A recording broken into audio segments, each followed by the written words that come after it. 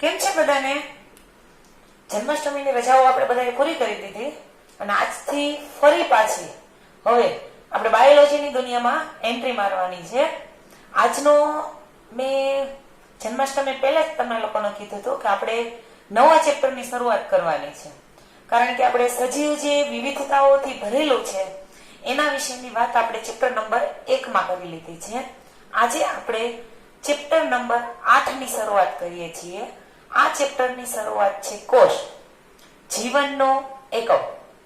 આમ તો જ્યારે મેં તમને બ્રિજ કોર્સ કરાવેલા હતા ત્યારે આ બ્રિજ કોર્સની અંદર મેં એક શબ્દ વાપર્યો હતો, સાયટોલોજી, સ્ટડી ઓફ સેલ.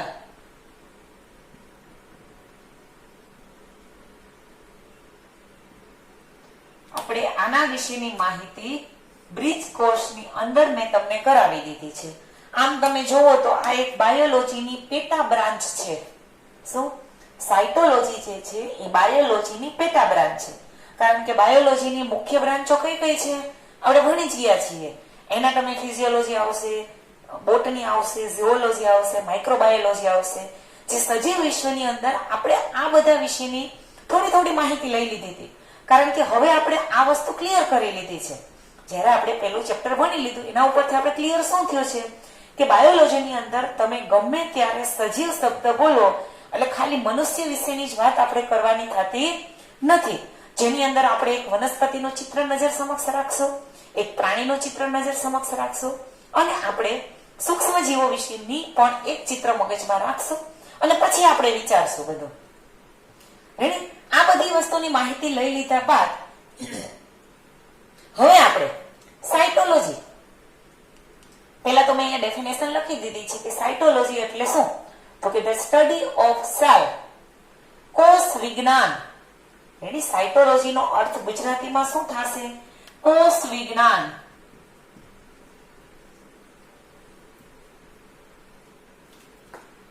ટૂંકમાં આ ચેપ્ટરની અંદર આપણે એન્ટ્રી કેમાં મારવાની છે? સેલની અંદર, યાની કે કોષની અંદર. અત્યાર સુધી આપણે સજીવ એટલે શું સમજતા હતા, હવે આપણે સાયટોલોજીની દુનિયામાં એન્ટ્રી મારી છે. એટલે હવે આપણે કોષ વિજ્ઞાન, જેની અંદર કોષ એટલે શું, આપણે 8, 9, 10 ની અંદર આવા પ્રશ્નના જવાબ મેળવતા. આવું એક સેન્ટેન્સ કે જે મેં બ્રિજ કોર્સમાં પણ તમને કરાયું હતું. કોષ સજીવનો રચનાત્મક અને ક્રિયાત્મક એકમ છે. આવો શબ્દ આપણે વારે વારે બોલતા હતા. હવે આપણે આવા પ્રશ્નના જવાબ મેળવશું. સેલ છે શું? સેલને લીધે આપણે જીવંત શા માટે છીએ? સેલ છે એને સજીવનો રચનાત્મક અને ક્રિયાત્મક એકમ શા માટે કહેવામાં આવે છે? મેં સિમ્પલ ભાષામાં એવું કીધું હતું કે સજીવને આપણે જ્યારે ઝૂમ કરશું, આપણે જે આપણી મોબાઈલની જે દુનિયા છે, આ દુનિયામાં આપણે કોઈ વસ્તુ દેખાતી ન હોય તો આપણે શું કરીએ છીએ? ઝીણા ઝીણા અક્ષરોમાં લખેલું હોય તો આપણે એને ઝૂમ કરીએ છીએ. આપણે આમ વારે વારે કરતા હોઈએ છીએ. એટલે હવે કોષ વિજ્ઞાનની દુનિયામાં આપણે શું કરવાનું છે? સજીવને આપણે ઝૂમ કરશું, કારણ કે બધા જ સજીવનો રચનાત્મક અને ક્રિયાત્મક એકમ કોષ છે. એટલે આપણે આ ચેપ્ટરમાં કોષ વિશેની ટોટલી માહિતી લેવાની છે. જો અહીંયા લખેલું છે, આપણે ચેપ્ટરનું નામ શું છે? કોષ, જીવનનો એકમ. The unit of life. ચલો આપણે હવે આ ચેપ્ટરની જે પ્રસ્તાવના જે તમારી એનસીઆરટી ની ટેક્સ્ટ બુકમાં તમને પેજ નંબર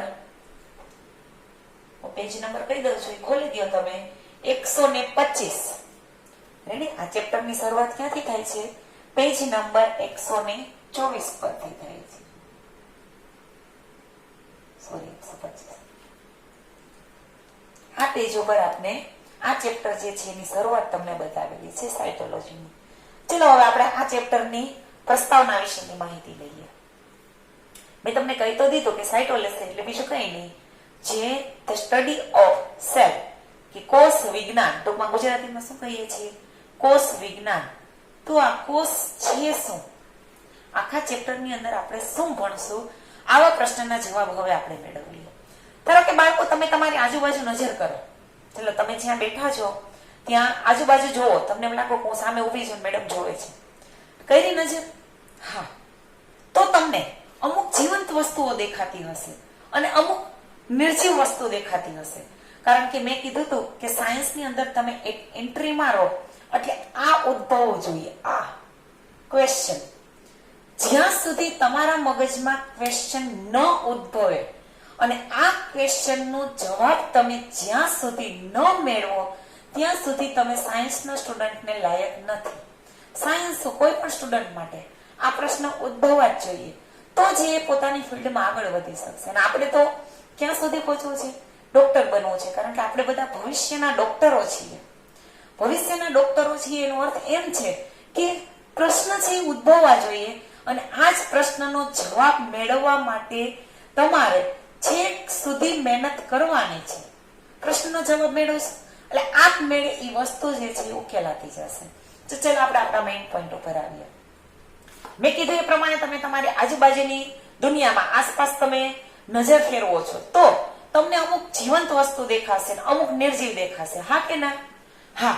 ધારો કે જીવંત વસ્તુમાં હું કહું કે તમારી આજુબાજુ તમે કોઈ વનસ્પતિનો છોડ જે તમારા ઘરની અંદર કોઈ કુંડામાં કે વાવેલો છે, ચલો એ જીવન છે. પ્રાણીમાં તો કે ધારો માખી છે, મચ્છર છે, ગરોળી છે, આ પ્રાણીઓ છે. મનુષ્ય તો તમે છો જ. સૂક્ષ્મ જીવો કે જે તમે નરી આંખે નથી જોઈ શકતા. તમારા મમ્મીએ કદાચ ફ્રીજની અંદર દહીં મેળવેલું મૂકેલું છે અથવા તો તમારા કિચનની અંદર દહીં છે તો એની અંદર લેક્ટોબેસિલસ નામનો બેક્ટેરિયા છે જ કે જે આપણે નજર સમક્ષ નથી જોઈ શકતા. ધારો કે તમારો હાથ છે, તમે વ્યવસ્થિત રીતના ક્લીન નથી કર્યો તો હું આને માઇક્રોસ્કોપની અંદર આનો છેદ લઈશ તો મૂકીશ તો આની અંદર મારા હાથની અંદર અમુક માઇક્રોબ્સ હશે જ. આ જીવંત વસ્તુઓ ચલો જોઈ તમે. હવે નિર્જીવ વસ્તુઓ તો તમારી આજુબાજુમાં ટેબલ પડ્યું છે. ધારો કે અત્યારે મારા હાથમાં માર્કર છે, તમારી પાસે પેન છે, ચોપડી છે નિર્જીવ વસ્તુઓ. ચલો હવે આપણે આગળ જઈએ આગળના પોઈન્ટ ઉપર. ચલો પેલા આ પ્રશ્ન તો ઉદ્ભવ્યો સજીવ અને નિર્જીવ શું? મેળવો જવાબ આપણે એને. હવે આગળ વધીએ. હવે તમે બાયોલોજીના ટીચર છો તો બાયોલોજીના સ્ટુડન્ટ છો તો તમારા મગજમાં હવે આ પ્રશ્ન ઉદ્ભવશે કે જીવંત વસ્તુ છે એ શા માટે જીવંત છે અને નિર્જીવ વસ્તુ છે એ શા માટે નિર્જીવ છે? કારણ કે જીવંત વસ્તુ શા માટે નિર્જીવ છે એના માટે આપણે પેલા ચેપ્ટરમાં આવા પ્રશ્નના જવાબ મેળવાતા કે સજીવ છે એ અમુક ગુણધર્મો ધરાવે છે. ધારો કે સજીવ જે છે એ ચાલી શકે છે, ચયાપચય કરી શકે છે, પોતાની બધી જ દેહ ધાર્મિક ક્રિયાઓ કરી શકે છે, વૃદ્ધિ કરી શકે છે, વિકાસ કરી શકે છે. હતા ને ભણ્યા ને પોતાના જેવો નવો સજીવ ઉત્પન્ન કરવાની સક્ષમતા છે એની અંદર. વારસાગત લક્ષણો એ જાળવી રાખે છે, ભિન્નતાના ગુણધર્મો ધરાવે છે અને એની અંદર સંગઠનના સ્તરો હોય છે. રેડી? આ સજીવના ગુણધર્મો છે એટલે સજીવ છે. રેડી? આપણે આ ભણી જ ગયા હતા કે સજીવ જે છે કેવા કેવા પ્રકારના ગુણધર્મો ધરાવે છે. તો જે તમારી નજર આજુબાજુ તે સજીવો જોયા, માર્ક કરો. તમારા પ્રશ્નનો જવાબ તમને આપમેળે મળી જશે. એ બધા કરે છે, વૃદ્ધિ થતી હશે, વિકાસ થતો હશે, જન્મ, મૃત્યુ, પર્યાવરણ પ્રત્યે પ્રતિક્રિયા દાખવતો હશે, અનુકૂલન, ચયાપચય, પોતાની બધી દેહ ધાર્મિક ક્રિયાઓ, વારસાગત લક્ષણો, ભિન્નતા. છે આ બધા ગુણધર્મો? હા છે. હવે આપણે નિર્જીવ વસ્તુ, ચલો હું આની વાત કરું.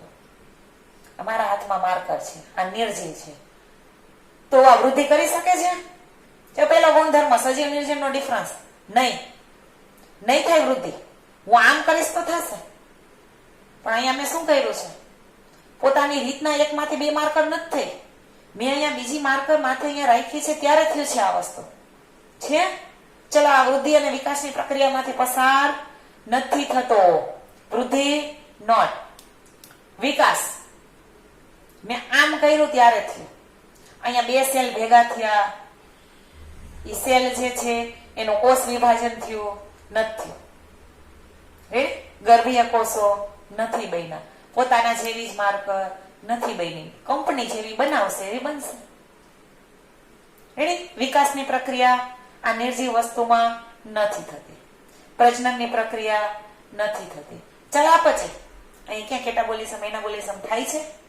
નહીં, નથી થતું. આ શું પર્યાવરણ પ્રત્યે પ્રતિક્રિયા દાખવશે? નહીં દાખવે. અનુકૂલન દાખવવાનું હું જેમ રાખીશ એમ રહેશે. હું એને ફ્રીજમાં રાખીશ તો ફ્રીજમાં રહેશે, બહાર તડકે રાખીશ તો તડકે રહેશે, ઝાડ માથે ચડાવીશ તો ઝાડ માથે, અહીંયા રાખીશ તો અહીંયા. નથી ને? જો અનુકૂલન એ નથી સાધતું, પર્યાવરણ પ્રત્યે પ્રતિક્રિયા નથી દાખવતો, આમાં ડીએનએ હોય ન હોય. કંપની જેમ કરશે એ ઝેરોક્સ કોપી નહીં કરશે. કંપની આવો શેપ વાળી બનાવશે તો આવી બનશે. કંપની છે એ કદાચ બીજા અમુક ઢાંકણા વગરની બનાવશે તેવી બનશે. પોતાની રીતના કઈ પણ આ કરી શકતી નથી. ચલો હવે ભિન્નતાનો ગુણધર્મ. આ માર્કર જે છે કંપનીએ આ જ બીબો નાખેલું હોય, ધારો કે પોતે બનાવતી હોય તો કઈક કંપનીના નિયમો હશે ને, કઈક મશીનરી ધારો બનતો હશે તો આવી જ બનશે. એમાં એને ફેરફાર કરવો હશે ને તો નવો બીબો નાખવો પડશે ને પછી નવી બનશે. ધારો કે એને આવી કરવી છે એટલે એને આ શેપ નથી ગમતો, આવી કરવી છે તો આ માર્કર પોતાની રીતના આવી બનશે નહીં. કંપની જેમ કરશે, જે રીતના એની અંદર મિકેનિઝમ નાખશે એ પ્રમાણે બનશે. તો ખાલી મેં આ વાત કરી આ એક નિર્જીવ વસ્તુની કે આજે ખાલી એક મારી માર્કર જે છે એ જ પોતાની રીતના કોઈ પણ વસ્તુ નહીં કરી શકે. તો તમે જયારે ફ્રી બેઠા હોય ત્યારે તમારી આજુબાજુ ટીવી નું રિમોટ પડ્યું હશે, ટીવી પડ્યું હશે, નાખજો ને. હવે આપણે સજીવના ગુણધર્મો નાખી જ ગયા છીએ. ચલો આપણે બીજા પ્રશ્નનો જવાબ મળી ગયો હવે કે શા માટે સજીવ જે છે એ જીવંત છે અને શા માટે નિર્જીવ જે છે એ જીવંત નથી. આ પ્રશ્નનો જવાબ મેં તમને આપી દીધો. કારણ કે નિર્જીવ વસ્તુઓ જે છે એ સજીવના કોઈ પણ ગુણધર્મ સાથે મેચ થતું નથી. એટલા માટે સજીવ જે છે એ જીવંત છે અને નિર્જીવ જે છે એ જીવંત નથી. આપણે આ પ્રશ્નનો જવાબ મેળવો.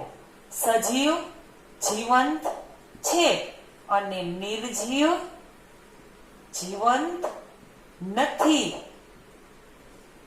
શા માટે આ નિર્જીવ વસ્તુઓ જીવંત નથી અને શા માટે સજીવ જે છે એ જીવંત છે? આ પ્રશ્નનો જવાબ છે સજીવનો રચનાત્મક અને ક્રિયાત્મક એકમ.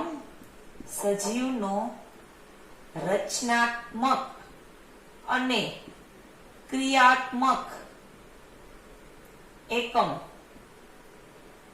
કોષ છે.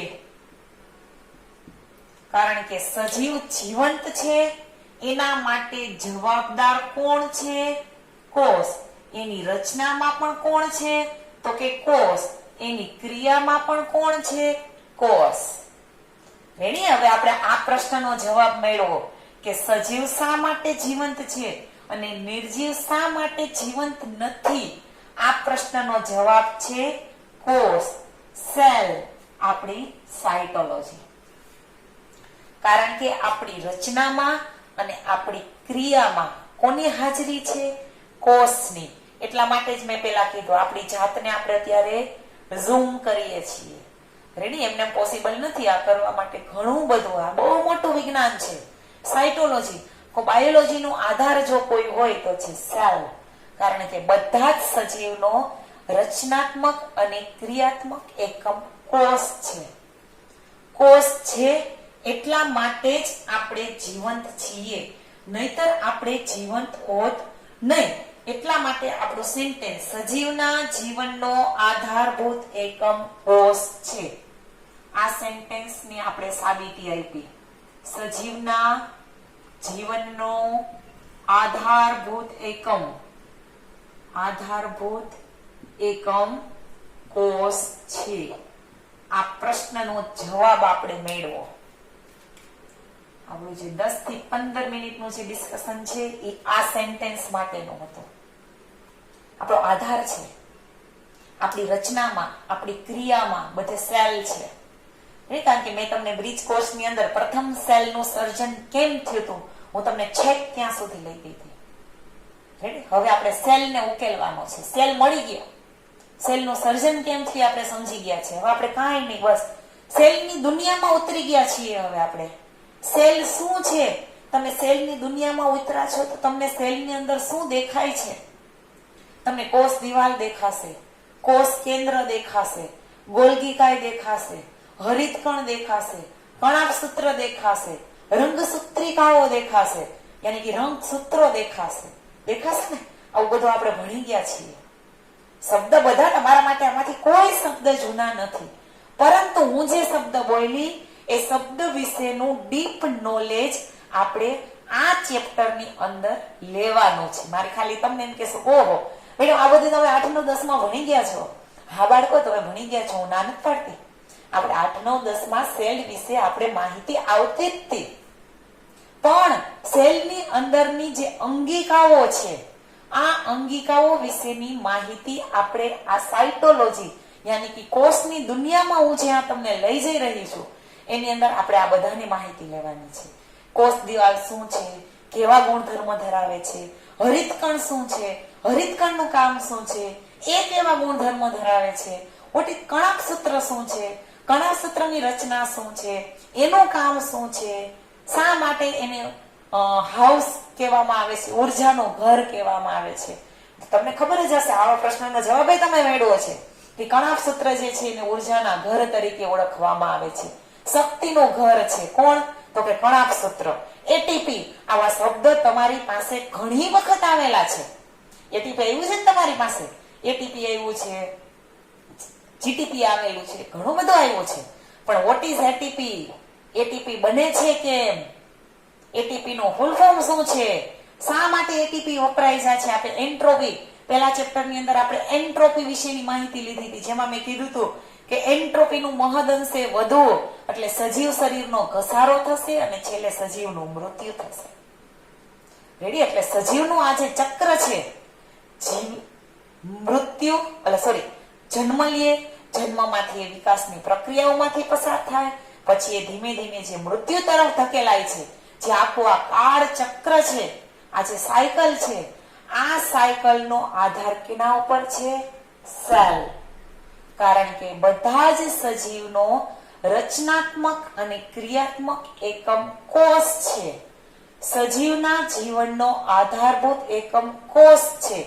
સજીવ જીવંત છે? હા. શા માટે?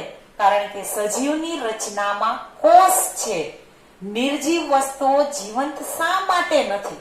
તો કે નિર્જીવ વસ્તુની અંદર ક્યાંય કોષ હતો નહીં, એટલા માટે એ જીવંત નથી, એટલા માટે આપણે એને નિર્જીવ તરીકે ઓળખીએ છીએ. આ સજીવના કોઈ પણ પ્રકારના ગુણધર્મો મેં કીધું એ પ્રમાણે આ માર્કર ધરાવતી નથી. તો બાળકો, આજના આ ચેપ્ટરનું ટ્રેલર મેં તમને બતાવી દીધું છે. What is cell? સેલની દુનિયા શું છે? હું તમને હવે ધીમે ધીમે સાયટોલોજીની દુનિયામાં લઈ જવા રહી છું. તો આવા નાના નાના પ્રશ્નના જવાબ, તમારો જે એક્સાઇટમેન્ટ જે છે એ હવે હું તમારું વધારવા જઈ રહી છું.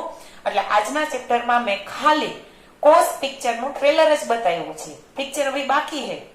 એટલે નેક્સ્ટ ચેપ્ટરમાં આપણે કોષની દુનિયામાં હવે ધીમે ધીમે એન્ટ્રી મારશું, કારણ કે સીધો ક્યાંય પણ કૂદકો મરાતો નથી, એક એક સ્ટેપ ચડવાનો છે. આપણે સ્માર્ટ વર્ક તો કરવાનું જ છે, પણ સ્માર્ટ વર્કની હારે હારે આપણે હાર્ડ વર્ક, જે આપણો મેઇન, જે આપણો આધાર છે કોઈ પણ કામનો, એનો આધાર શું છે? Hard work. સ્માર્ટ વર્ક તો કરવાનું જ છે. સ્માર્ટ વર્કની હારે હારે હાર્ડ વર્કને ક્યારેય પણ ભૂલવાનું નથી.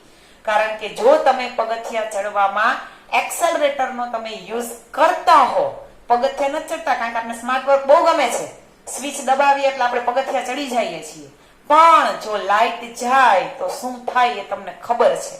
એટલા માટે આપણે હાર્ડ વર્ક ક્યારેય પણ ભૂલવાનું નથી.